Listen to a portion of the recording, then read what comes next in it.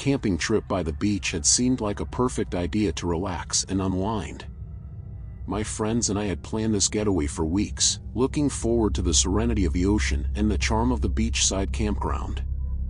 There were 6 of us.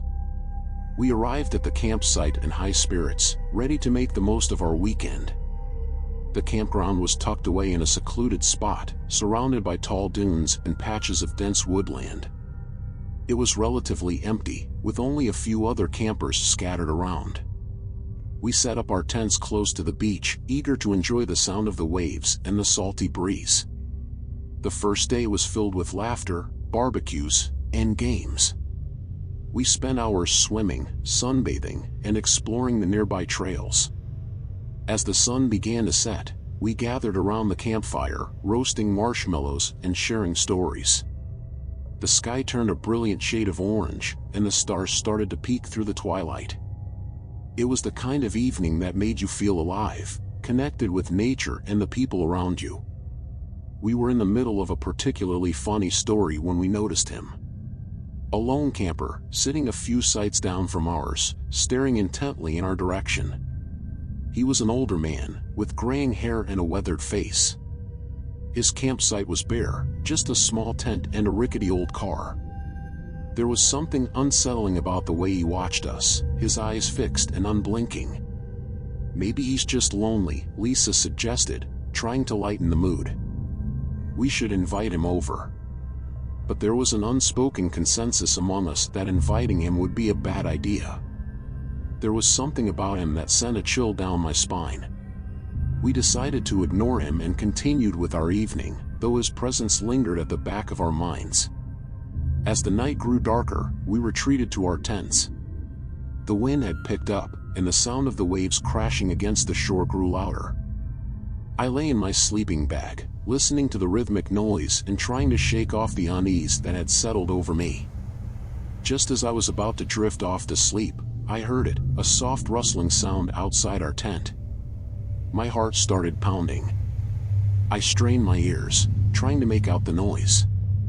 It grew louder, closer. I nudged Asher, who was sharing the tent with me.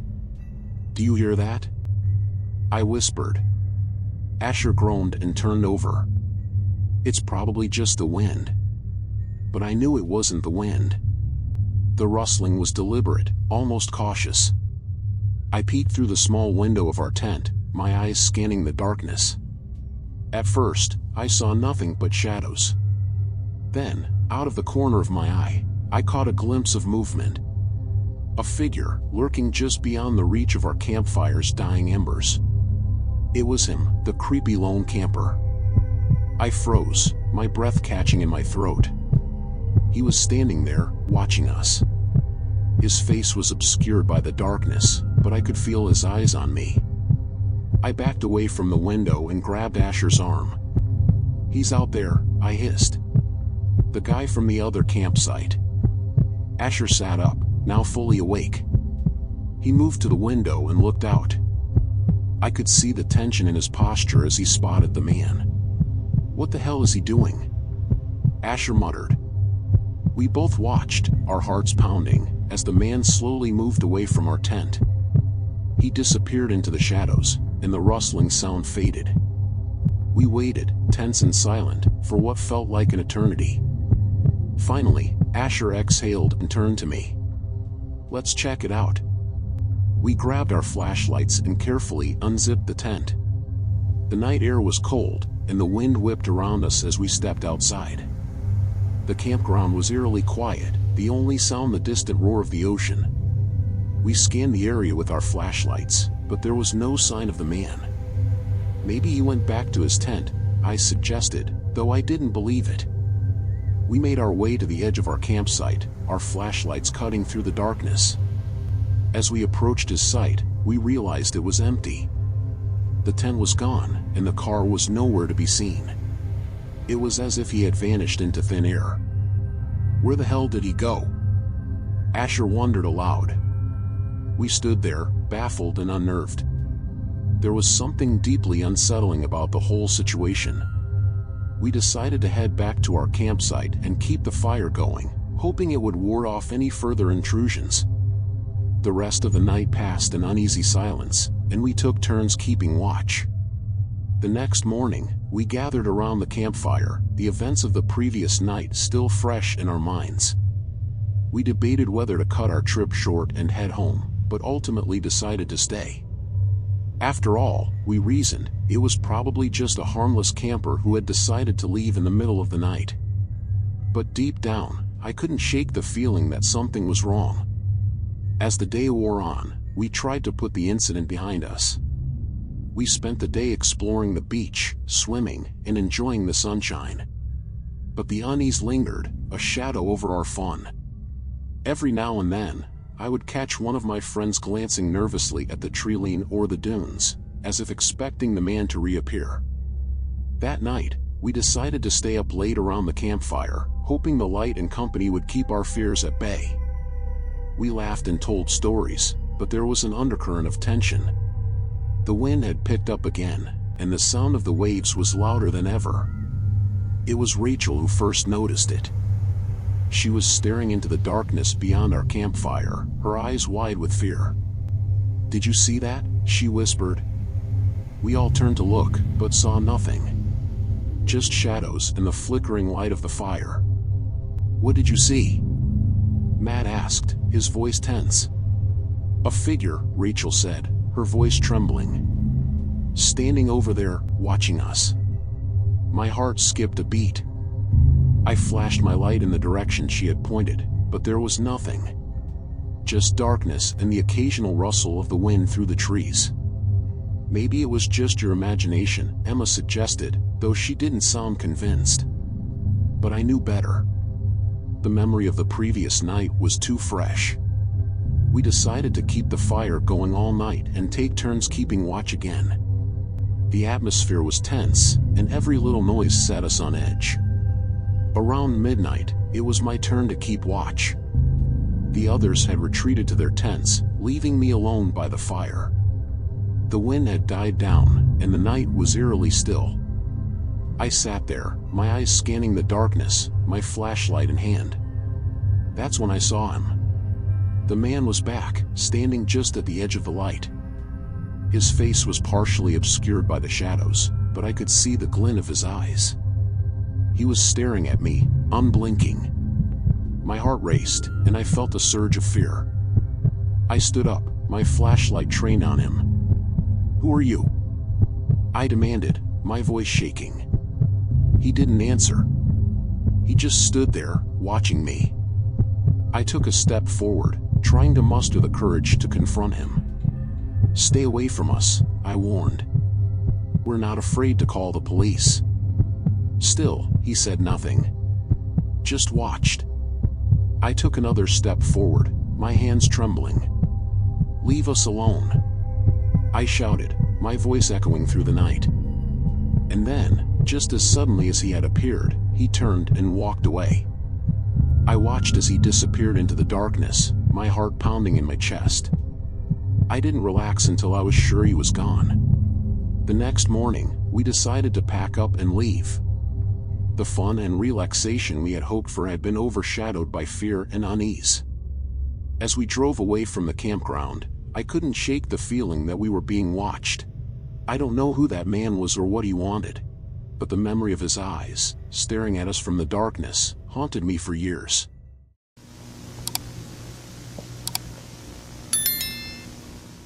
I had always found solace in the sea. It was a place where I could think, where I could find peace. That's why, when I found myself on a secluded beach one summer night, I didn't hesitate to strip down to my swim trunks and wade into the water. It was the perfect setting, a moonlit night, the rhythmic sound of waves crashing against the shore, and a gentle breeze that carried the salty scent of the ocean. The beach was deserted. I had driven out here to escape the pressures of work and life, seeking a place where I could be alone with my thoughts. The beach was part of a remote coastal reserve, miles away from the nearest town. I had rented a small cabin nearby and had been spending my days exploring the coastline. Tonight, I decided to go for a swim under the stars. As I waded deeper into the water, the coolness enveloped me, and I felt a sense of tranquility wash over me. The moonlight reflected off the surface, creating a mesmerizing dance of silver light. I floated on my back, staring up at the sky, lost in the beauty of the moment. The sound of the waves was soothing, a natural lullaby that made me feel safe and secure. But that feeling of safety was short-lived. I felt something brush against my leg. It was subtle, just a light touch, but enough to snap me out of my reverie. I straightened up, treading water as I looked around. The beach was still empty, and the water looked calm. I tried to convince myself it was just a piece of seaweed or a small fish, but an uneasy feeling settled in the pit of my stomach. I decided to swim a little closer shore, just in case. As I moved, I felt it again, something brushing against my leg, more insistent this time. My heart began to race. I looked down into the water, but it was too dark to see anything. I took a deep breath and told myself to stay calm. It was probably nothing. The third time it happened, there was no mistaking it. Something solid and smooth slid along my calf, and I felt a distinct grip around my ankle. Panic surged through me. I kicked out, desperate to free myself from whatever was in the water with me. My mind raced with possibilities: shark, jellyfish, sea creature, but none of them explained the sensation of a grip, almost like a hand. I swam towards the shore with all my might, each stroke driven by pure adrenaline. The beach seemed so far away now, and I could feel the grip tightening. I kicked harder, and just as suddenly as it had grabbed me, it let go. I didn't stop swimming until my feet touched the sand. I stumbled out of the water, my breath coming in ragged gasps. I looked back at the ocean, expecting to see something emerge from the waves, but there was nothing. The water was calm, the moonlight glinting off its surface as if mocking my terror. I stood there, shivering and dripping wet, trying to make sense of what had just happened. My rational mind told me it was probably a piece of driftwood or a fishing line that had gotten tangled around my leg. But deep down, I knew it was something more. The sensation of that grip was too real, too deliberate. I gathered my clothes and hurried back to the cabin, glancing over my shoulder every few steps, half expecting to see something following me. Back in the cabin, I locked the doors and windows, my heart still pounding. I told myself I was safe now, that whatever had happened was over. But the unease lingered. I couldn't shake the feeling that I had been watched, that something in the water had been aware of me. I spent the rest of the night wide awake, every creak and rustle making me jump. The next morning, I drove into town, hoping to find some explanation for what I had experienced. I asked around, but no one seemed to know of any dangerous sea creatures in the area. Some of the locals even laughed it off, telling me I was probably just imagining things. But I knew what I felt. As the days went by, I tried to enjoy the rest of my vacation, but the memory of that night haunted me. I avoided the beach, sticking to the safety of the cabin and the nearby trails. But even in the daylight, I couldn't shake the feeling that I was being watched. On my last night at the cabin, I decided to face my fear. I walked down to the beach, determined to prove to myself that it was all in my head. The moon was full, casting a bright light over the sand and water. I stood at the edge of the shore, looking out at the ocean. I felt a presence behind me. I spun around, but there was nothing there. My heart raced, and I could feel the panic rising again. I took a deep breath, trying to steady myself. I turned back to the water, but this time, I saw it. A dark figure standing in the waves, staring at me. It was too far away to make out any details, but I knew it was the same presence I had felt that night. I backed away slowly, not taking my eyes off the figure. It didn't move, just stood there, watching. I turned and ran, my feet pounding the sand as I made my way back to the cabin. I didn't stop until I was inside, the door locked behind me. I pressed my back against the door, trying to catch my breath. I never went back to that beach. The experience left me with a deep-seated fear of the ocean, a fear that I carry with me to this day.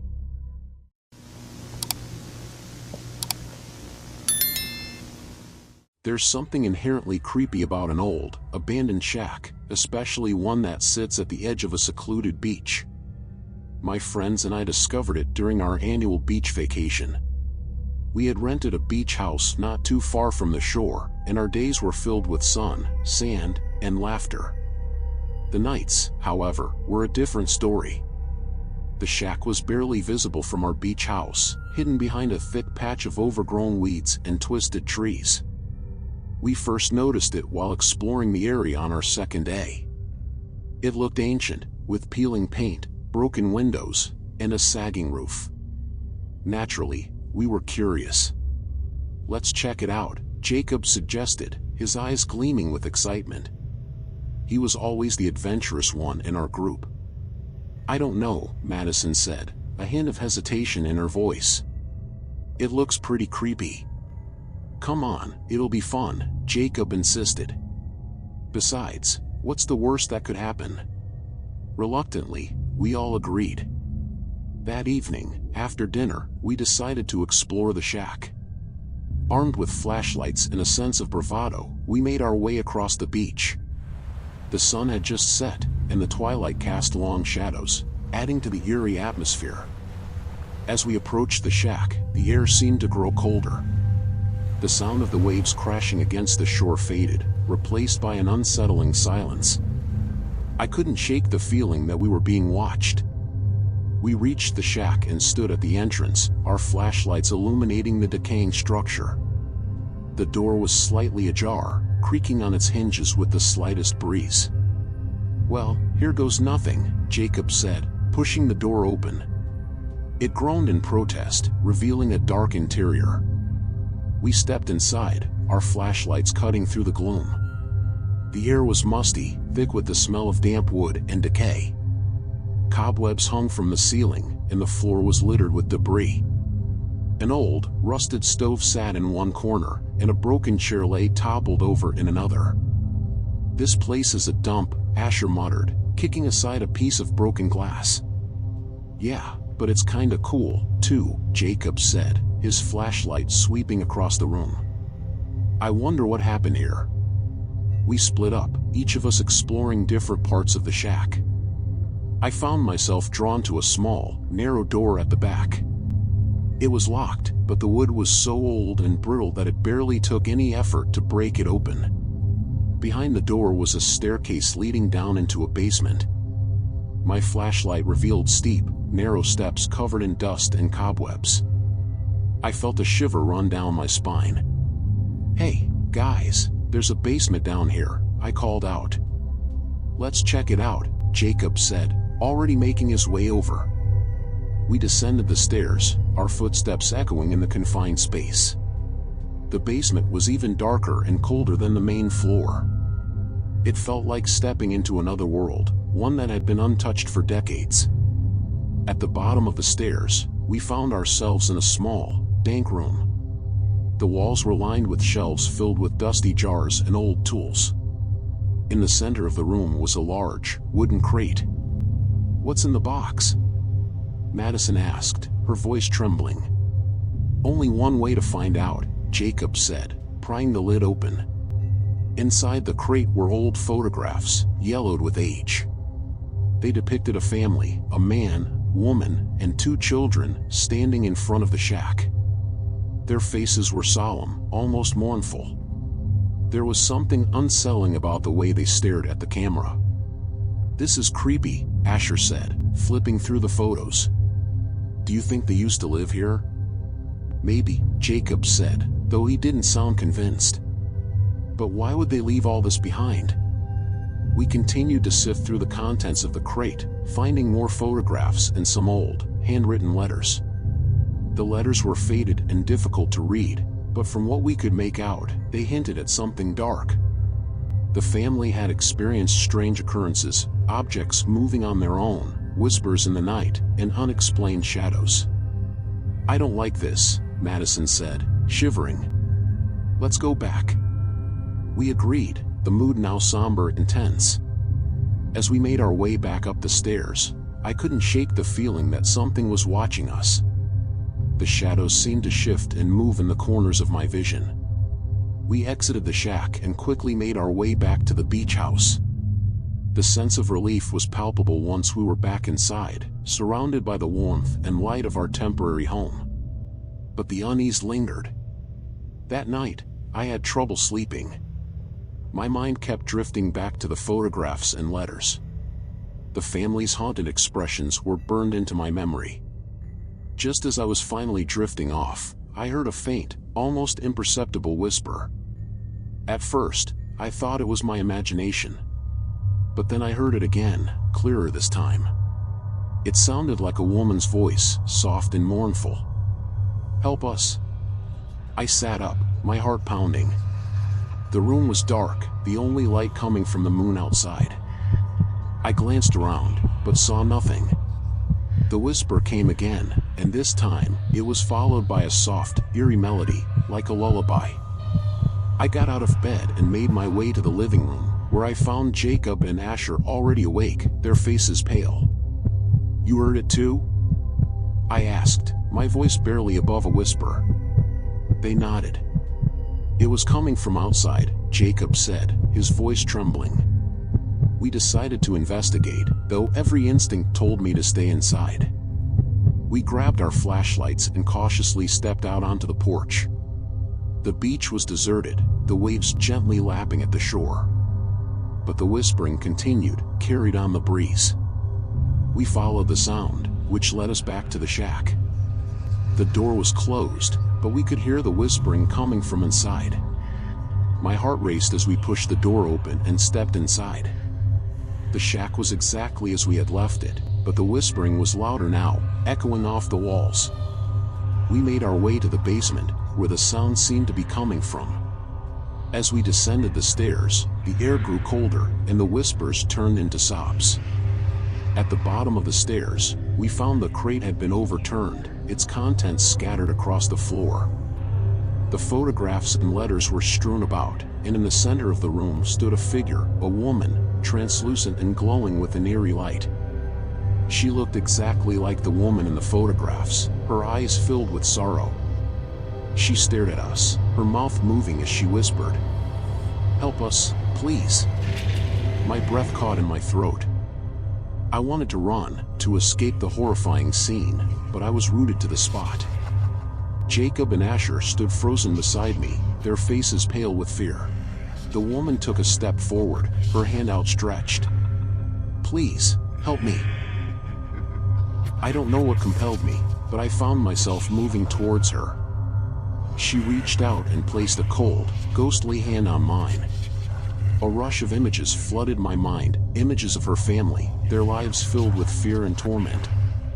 They had been trapped here, their spirits unable to move on. Tears filled my eyes as I whispered, "How can we help you?" She pointed to the crate, to the photographs and letters. "Burn them, free us."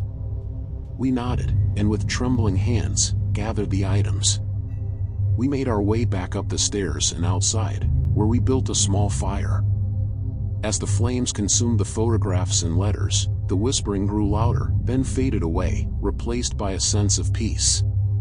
We returned to the beach house, our hearts heavy but relieved. The shack was no longer a place of fear and torment, but a resting place for those who had suffered. The experience showed us that with courage and compassion, we can bring light to the darkest corners. As we left the beach at the end of our vacation, we knew we would never forget the haunted shack and the spirits we had helped to free. It was a story we would carry with us.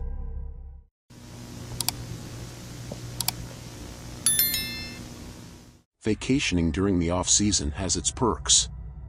The beach was practically empty, and I had the luxury of sprawling out on the sand without worrying about crowds. It was late September, and the weather was still warm enough to enjoy the ocean, but cool enough that most tourists had already gone home. My friend Julia and I decided to take advantage of this and booked a week-long trip to a popular beach town, hoping for some peace and relaxation. We spent our mornings lounging by the water, afternoons exploring the quaint shops and cafes, and evenings watching the sunset with cocktails in hand. The beach was mostly deserted, save for a few locals and the occasional couple strolling along the shoreline. It was everything we had hoped for.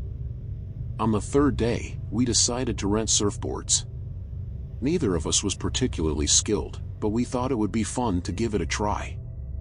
As we were setting up on the beach, I noticed a lifeguard sitting in the tower a little way down the shore. It struck me as odd since it was the off-season, and I hadn't seen any lifeguards on duty earlier in the week. The lifeguard was a tall, lean man with dark sunglasses and a red lifeguard uniform. He sat perfectly still, watching the waves. "Do you think it's weird there's a lifeguard here?" I asked Julia, pointing towards the tower. She shrugged. "Maybe he's just keeping an eye out, just in case. Better safe than sorry, right?" I nodded, but something about the lifeguard's presence made me uneasy. We paddled out into the water, laughing and struggling to catch the waves. It was harder than it looked, and we spent more time falling off our boards than actually surfing. Still, we were having a blast. After an hour or so, we decided to take a break. We dragged our boards back to the shore and collapsed onto our towels. As I lay there, catching my breath, I glanced over at the lifeguard tower again. The lifeguard was gone. "Did you see where the lifeguard went?" I asked Julia. She shook her head. "No, but maybe his shift ended. Or he's just taking a break." I tried to brush off the unease that settled in my stomach. We spent the rest of the day on the beach, but the lifeguard didn't return. That night, as we walked back to our hotel, I couldn't shake the feeling that something was off. The next day, we decided to explore a different part of the beach, farther away from the lifeguard tower. We set up our towels and spent the morning swimming and sunbathing. Around midday, we noticed a group of people gathered near the water's edge, looking out towards the ocean. Curious, we walked over to see what was happening. A man had been caught in a rip current and was struggling to stay afloat. Panic set in as people yelled for help, but no one seemed to know what to do. Suddenly, the lifeguard from the previous day appeared out of nowhere. He sprinted into the water and swam out to the man with remarkable speed and precision. Within minutes, he had the man safely back on shore, where bystanders helped him to his feet. Everyone breathed a sigh of relief and started clapping, but the lifeguard didn't stay to receive any thanks. He simply nodded and walked away, disappearing into the crowd. Julia and I looked at each other, both of us feeling a mix of admiration and bewilderment. "That was incredible," Julia said. "But did you notice how he just vanished afterward?" "Yeah," I replied, my unease growing. "It's like he didn't want to stick around." The rest of the day passed uneventfully, but I couldn't stop thinking about the lifeguard. That night, I did some research online, trying to find out if there had been any news about lifeguards on duty during the off-season. There was nothing. It was as if he didn't exist. The following morning, we decided to take a walk along the beach.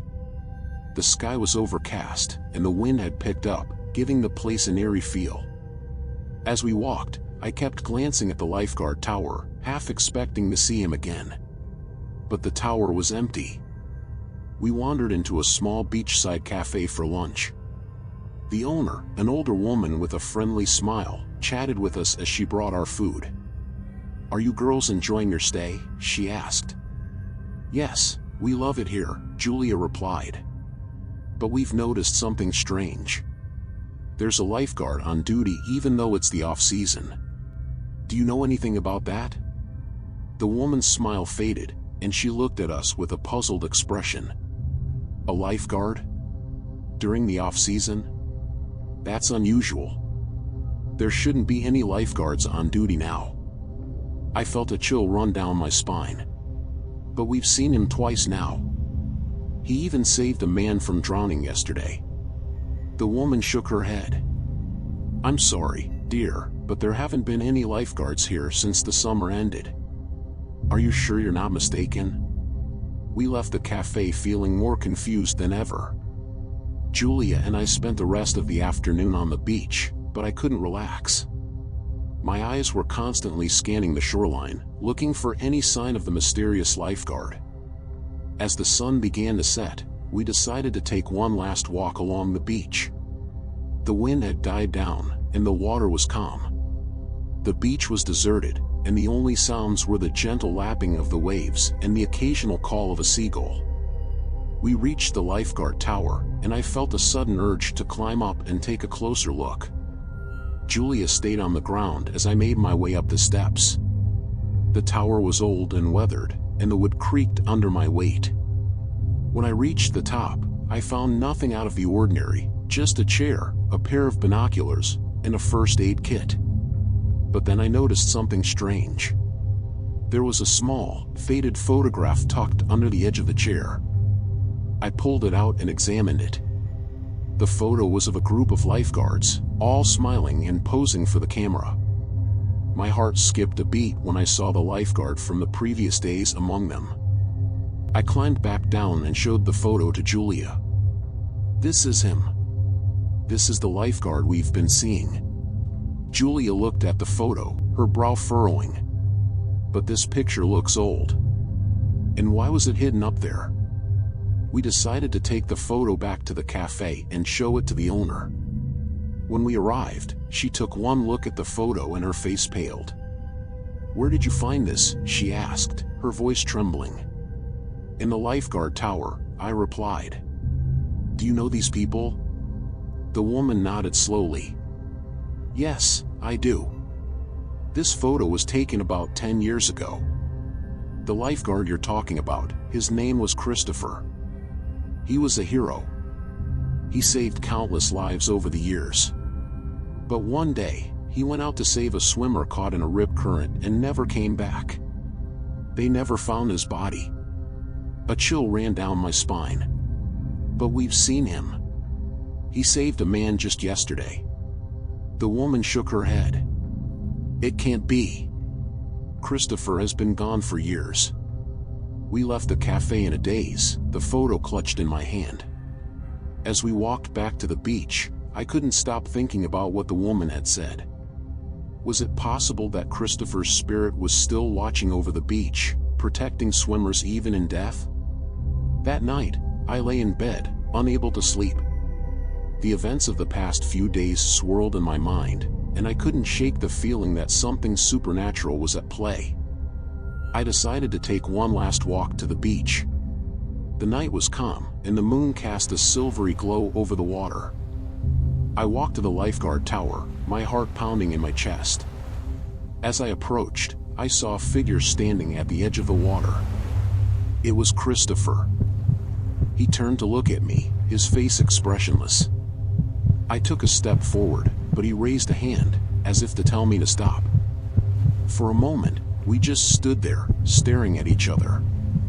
Then, slowly, he began to fade, his form becoming more and more transparent until he disappeared completely. I stood there for what felt like hours, the sound of the waves crashing against the shore filling my ears. Finally, I turned and walked back to the hotel, my mind racing.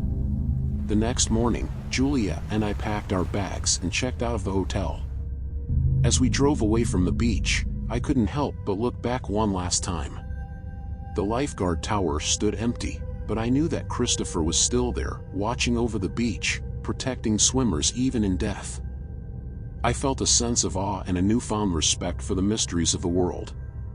Sometimes, the most unexpected encounters can leave the deepest impressions, and the memory of Christopher, the disappearing lifeguard, is one that I will carry with me forever.